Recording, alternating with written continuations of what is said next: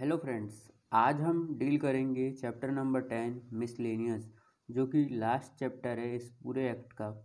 हमने पूरे चैप्टर 1 से लेकर चैप्टर 9 तक के वीडियो बना दिए हैं और वो आप हमारी प्लेलिस्ट में जाके उसको एक्सेस कर सकते हैं। ये सारे वीडियोस फ्री ऑफ कॉस्ट हैं और CBI APP, साथ ही साथ NIA का APP या फिर जो भी UPSC के पब्लिक प्रोसिक्यूटर की पोस्ट निकली है, SFIO की, ये सारे के सारे उसमें पोस्ट पे जो सब्जेक्ट्स हैं उसमें ये सब्जेक्ट बहुत इंपॉर्टेंट सब्जेक्ट है, prevention of money laundering act. इसका वीडियो में मैंने जो UPSC के प्रीलिम्स पॉइंट ऑफ व्यू से इम्पोर्टेंट है उनको टिक करा दिया है और आज हम इस लास्ट वीडियो में भी एकदम इजी वे में ही जाएंगे, जिससे कि जो पॉइंट वाइज है जो क्वेश्चन बन सकते हैं उस पर हम फोकस रखते हैं, ना कि हम उस पर डिटेल करके आपको हर एक चीज़ों को समझाने से अच्छा है कि आप कुछ चीज़ें समझें जो कि आपके पेपर में आ सकती हैं और जो पेपर में आएंगी वही आपके लिए इम्पोर्टेंट है। बाकी अनइम्पॉर्टेंट चीज़ को आप पढ़ के अपने में एक्सेस बर्डन मत लीजिए। अब आते हैं हम सेक्शन नंबर 62 में, जिसमें बताया गया पनिशमेंट ऑफ वेक्सेशियस सर्च। वेक्सेशियस सर्च के बारे में बताया गया है कि अगर कोई भी गलत सर्च कर लेता है, कोई अथॉरिटी या फिर ऑफिसर एक्सरसाइज कर रहा है अपना पावर को और वो विदाउट एनी रीज़न, जो कि रिकॉर्ड इन राइटिंग में नहीं है, विदाउट रीज़न सर्च कर देता है या फिर cause to search any building or place, detain or searches or arrest any person shall for every such offence, हर एक ऑफेंस के लिए be liable on conviction for an imprisonment for a period extend to 2 years or fine which may extend to 50,000 rupees or both। मतलब अगर कोई भी officer या फिर अथॉरिटी अगर गलत सर्च कर देती है विदाउट एनी रीज़न, तब उसको 2 साल की सज़ा और 50,000 रुपये तक का जुर्माना लगाया जा सकता है। ये बताया गया है सेक्शन नंबर 62 में। ये प्रीलिम्स पॉइंट ऑफ व्यू से इम्पोर्टेंट है, आप इसको पनिशमेंट को याद रख के रखें क्योंकि वेक्सेशियस सर्च के बारे में पूछा जा सकता है। अब आते हैं सेक्शन नंबर 63 में, पनिशमेंट फॉर फॉल्स इन्फॉर्मेशन और फेलियर टू गिव इन्फॉर्मेशन। अगर कोई पर्सन विलफुली या फिर मेलिशियसली फॉल्स इन्फॉर्मेशन देता है and cause arrest of such person shall on conviction be liable for imprisonment for a term which may extend to 2 years and fine up to 50,000 or both। तो यहाँ पे बता दिया गया कि जो कोई भी फॉल्स इन्फॉर्मेशन देगा और दूसरे पर्सन को अरेस्ट करवा लेता है या उसके घर में सर्च हो जाता है, तब जो पर्सन ने फॉल्स इन्फॉर्मेशन दिया है उसको 2 साल तक की सज़ा और 50,000 रुपये तक का जुर्माना लगाया जाएगा। और क्लॉज 2 में बताया गया कि if any person being legally bound to state the truth, जो कि सच बताने के लिए बाध्य था, उसने रिफ्यूज़ कर दिया कोई आंसर देने से, या फिर refuse to sign any statement, या फिर जिसको सामान इशू किया गया था सेक्शन 50 के अंतर्गत to attend and give evidence to और प्रोड्यूस अकाउंट्स ऑफ बुक्स, वो ओमिट कर देता है, मतलब नहीं आता है, तब उसे पे करना होगा by way of penalty which में नॉट लेस देन 500 रुपीज़ से लेके 10,000 रुपये तक का पेनल्टी लगाया जा सकता है अगर ये 3 केसेस में से कोई अगर गलती करता है कोई पर्सन। तो section number 64 pre point of view से बहुत इंपॉर्टेंट है, कॉग्निजेंस ऑफ ऑफेंस। 64 में बता दिया गया कि कोई भी कोर्ट कॉग्निजेंस नहीं लेगा सेक्शन 62 के अंतर्गत या फिर सेक्शन 63 के क्लॉज 1 के अंतर्गत, except previous sanction of state central government. जब तक प्रीवियस सेंक्शन ना लगा हो सेंट्रल गवर्नमेंट का, तब तक कोई भी कॉग्निजेंस नहीं लिया जाएगा। बस 62 का कॉग्निजेंस ले सकते हैं और 63 के 1 का कॉग्निजेंस लिया जा सकता है। उसके बाद आते हैं central government by order either give sanction or refuse to give sanction within 90 days of receipt of request.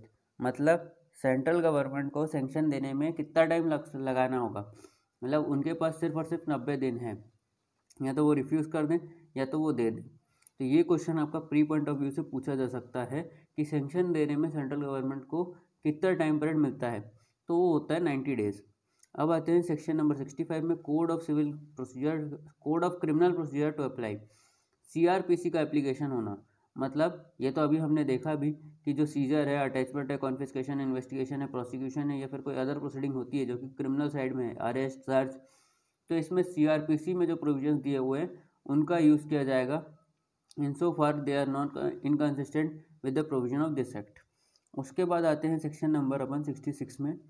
Section number 66 में डिस्क्लोजर ऑफ इंफॉर्मेशन के बारे में बात किया गया है। इसमें अंदर में ज़्यादा पढ़ने लायक चीज़ें नहीं है, इसका सिर्फ हेडिंग आप याद रख सकते हैं कि डिस्क्लोजर ऑफ इंफॉर्मेशन करना होगा कि जो डायरेक्टर या फिर अदर अथॉरिटी है वो जनरल या फिर स्पेशल ऑर्डर से वो फर्निश करेगी इंफॉर्मेशन किसी ऑफिसर को या फिर अथॉरिटी या फिर बॉडी परफॉर्मिंग जो कि NDPS एक्ट के अंतर्गत डील कर रही हो। तो ये सारी चीज़ें हैं डिस्क्लोजर ऑफ इंफॉर्मेशन, ऐसा खास कोई इंपॉर्टेंट नहीं है। इसके बाद हम सीधे आते हैं सेक्शन नंबर 67 में। सेक्शन नंबर 67 जो है वो एक इम्पॉर्टेंट है क्योंकि यहाँ पे बार किया जा रहा है सूट्स इन सिविल कोड। ये जो सूट्स को बार किया जा रहा है सिविल कोड्स में कि कोई भी suit, no suit shall be brought in any civil code to set aside और मॉडिफाई एनी प्रोसीडिंग और taken or order under this act. No prosecution suit or other proceeding shall against the government or any officer of government for anything done intended to be done in good faith। अगर सीधी बात है कि कोई भी व्यक्ति civil court में नहीं जा सकता किसी भी प्रोसिक्यूशन या फिर सूट या फिर अदर प्रोसीडिंग को लेके गवर्नमेंट के खिलाफ या फिर ऑफिसर ऑफ गवर्नमेंट के खिलाफ, अगर वो लोगों ने गुड फेथ में कोई एक्ट किया है तो उसके अगेंस्ट में कोई भी व्यक्ति सिविल कोर्ट में नहीं जा सकता। यही सब 67 में बाहर किया गया है। अब आते हैं सेक्शन नंबर 68 में। सेक्शन 68 बोलता है notice etcetera not to be invalid on certain grounds. Notice, summon या फिर ऑर्डर, डॉक्यूमेंट या फिर अदर प्रोसीडिंग जो कि फर्निश या फिर मेड की गई या फिर इशू की गई थी, टू हैव बीन फर्निश्ड और made or issued taken in pursuance of any provision of this act shall be invalid। वो invalid नहीं होगी और shall be deemed to be invalid merely on the reason of any mistake, defect or omission of such notice taken, order of a document or other proceeding if such notice, summon, order of a document or other proceeding had shall effect in conformity with the according with the intent and purpose of this act। सीधी बात ये है कि अगर कोई भी समन या फिर order किया गया है और या फिर नोटिस किया गया है तब वो प्रोसीडिंग इनवैलिड नहीं मानी जाएगी, भले ही उसमें थोड़ी बहुत मिस्टेक भी क्यों ना हो जाए। ये बोला गया सेक्शन नंबर 68 में। सेक्शन नंबर 69 में बता दिया गया कि रिकवरी ऑफ फाइन और पेनल्टी, तो रिकवर कैसे किया जाएगा।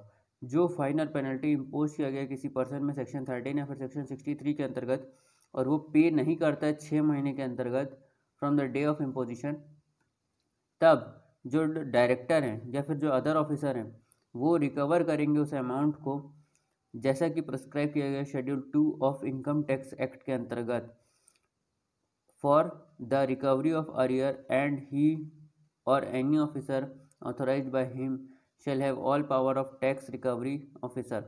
मतलब इनकम टैक्स एक्ट के शेड्यूल 2 में जैसे कि अरियर, रिकवरी ऑफ अरियर की वसूली होती है वैसे ही वसूली की जाएगी और यहाँ पे जो अथॉरिटी या फिर जो डायरेक्टर है वो टैक्स रिकवरी ऑफिसर के जैसे वर्क करेंगे। उसके बाद आते हैं सेक्शन नंबर 70 में। सेक्शन नंबर 70 कहीं ना कहीं सेक्शन नंबर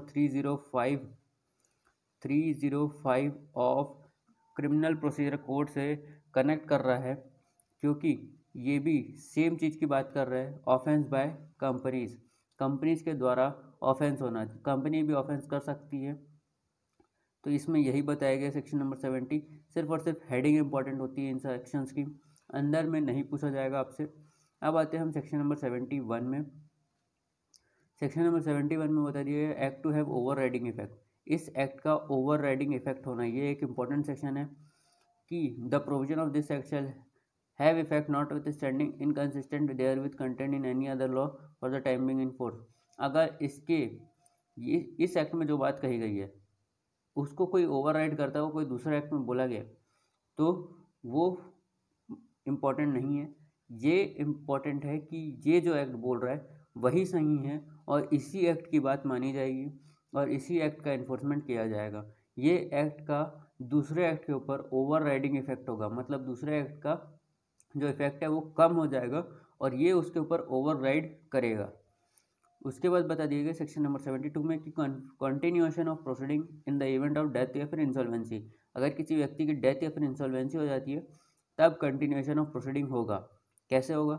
वेयर अगर कोई प्रॉपर्टी है किसी पर्सन की जो कि अटैच की गई थी अंडर सेक्शन 8 और उसकी कोई अपील नहीं हुई है against the order of attaching, या फिर कोई अपील प्रीफर की गई है अपीलेट ट्रिब्यूनल में और वो पर्सन डाई हो गया है, मर गया है, और इज एडजुडिकेटेड एज इंसॉल्वेंट या फिर इंसॉल्वेंट हो गया है, दिवालिया घोषित हो गया है, before preferring an appeal to appellate tribunal, appeal prefer करने के पहले या फिर during the pendency of appeal, then it shall be lawful for the legal representative of such person or official assignee और official receiver।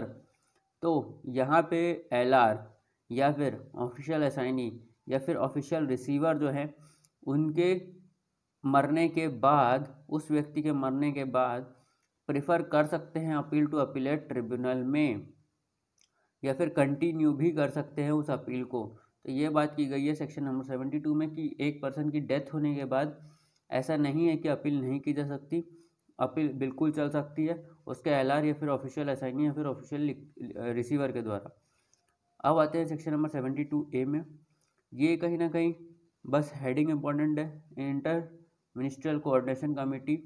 इसमें central government एक notification के द्वारा inter ministerial coordination committee for inter departmental and inter agency coordination के लिए एक committee का गठन करेगा, जो कि क्योंकि इस एक्ट में बहुत सारे अलग अलग एक्ट का यूज़ हो रहा है और अलग अलग चीज़ों का यूज़ होगा, अलग अलग ऑफिसर लगेंगे जो कि अलग अलग डिपार्टमेंट्स होंगे, तो उनके बीच में कोऑर्डिनेशन जब बना रहे तो उसके लिए एक इंटर मिनिस्ट्रियल कोऑर्डिनेशन कमेटी बनी रहेगी और जो कि इंटर डिपार्टमेंटल और इंटर एजेंसी को कोऑर्डिनेट करेंगे।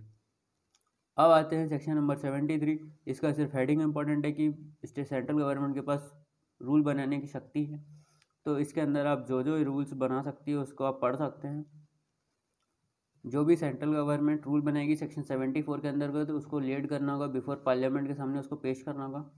अब उसके बाद आते हैं सेक्शन नंबर 75 में। सेक्शन नंबर 75 में भी सिर्फ इतना बात किया गया कि पावर टू रिमूव डिफिकल्टीज़, अगर कोई भी डिफ़िकल्टी हो रही है किसी भी प्रोविजन ऑफ दिस एक्ट को अप्लाई करने में, तब सेंट्रल गवर्नमेंट उस डिफ़िकल्टी को रिमूव कर सकती है by publishing in official gazette में, उसको पब्लिश करके। तो ये था पूरा prevention of money laundering act. अगर ये सीरीज़ आपको अच्छी लगी हो तो हमारे चैनल को लाइक करें, शेयर करें, सब्सक्राइब करें हमारे चैनल को।